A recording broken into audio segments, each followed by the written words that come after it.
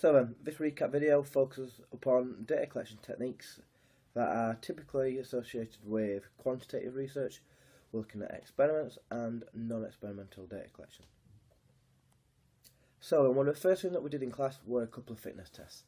These were the wall sit test, where we're looking at measuring muscle endurance, and we looked at the ruler drop test as well. After we'd done each test, we'd worked out mean scores. We looked at comparing these to normative data values. The two chosen tests weren't anything special. They were just a really simple method of representing how easy it can be collecting data. You can have a really complex test, such as a Wingate test. However, it's much easier just to do more simplistic tests. And fitness tests are quite common for doing so. However, one important factor is to consider. You need to think about how valid and how reliable your testing methods, your data collection methods are actually going to be. What we did in class, we looked at 3 types of validity and 2 types of reliability based upon the 2 tests that we have done today in class. These were the general conclusions about the wall sit test, but if you'd like to pause the video at this moment and take a look through these. As with the wall sit test, these are the general conclusions for the ruler drop reaction time, and we were looking again internal, external ecological validity, test retest reliability, and inter-observer reliability. Again, if you'd like to pause the video and take a look through these. So, as I've noted previously, the first 2 tests were really simple to undertake. What we then started to do is trying to look at things that were a little bit more difficult. So we looked at various variables, such as music, crowd noise, and being blindfolded, and what impact this would have upon sports performance. Before we started these activities, what we did is decided upon a few set rules, which the audience had to adhere to in order for us to try and control the setting as much as possible. So then, the activity itself was throwing tennis balls into a bucket.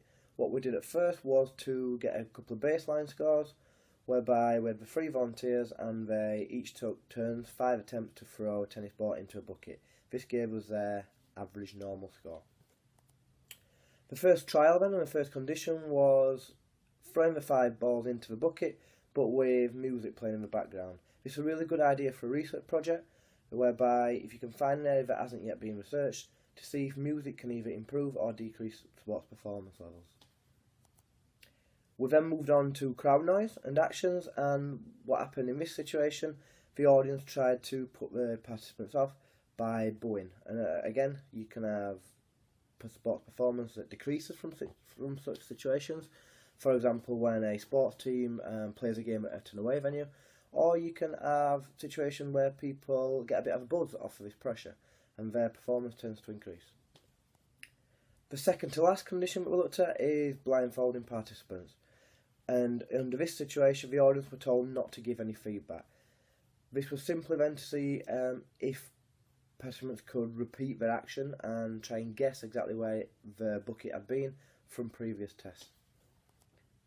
Finally then, we introduced the concept of feedback. This is an area that has received a lot of academic attention with regards to the quality of feedback, the timing of feedback, and how again this can impact upon sports performance, because feedback is typically how individuals improve at a chosen sport.